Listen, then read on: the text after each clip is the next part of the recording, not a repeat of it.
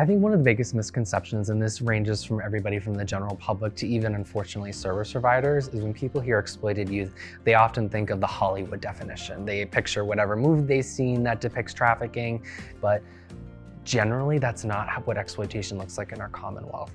It happens in every single community within the Commonwealth and can happen online, in person, to any youth. Continuing training is of the utmost importance to service providers in this field. The world and dynamics of child trafficking are changing at a rapid pace.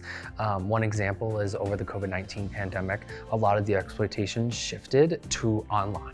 So recruitment and exploitation was happening exponentially more online than it was prior to the pandemic. With online exploitation, we are noticing that window shrink drastically to a few days to a few hours that recruitment period is happening.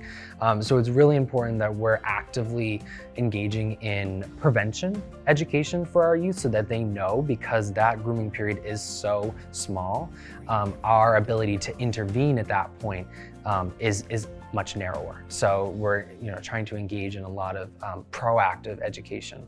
The Massachusetts Children's Alliance is a key part of the fight against all child abuse and trafficking within the Commonwealth. They provide us with education opportunities, training opportunities, and most importantly to me is support. They are constantly behind the scenes advocating for things that we need as coordinators and professionals that are actively combating child abuse within the Commonwealth. And they provide that key support that allows us to do our jobs. Their objective is to support us and to uplift the work that we do. And without their voice, 24/7 backing us, doing this work sometimes would be really difficult. And having MACA as a key stakeholder and supporter of us is an invaluable asset to us in the fight against child abuse. What I think finding most rewarding is our youth, their world is so limited and empty of people who believe in them. Whether that's just believing their story or believing their passions or believing who they can be one day. Trafficking doesn't define who they are.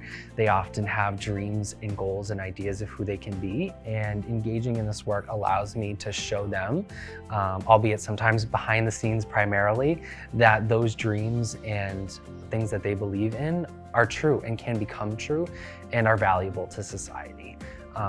They are often just cast away in our society, and elevating their voices is really one of the most rewarding parts of the job.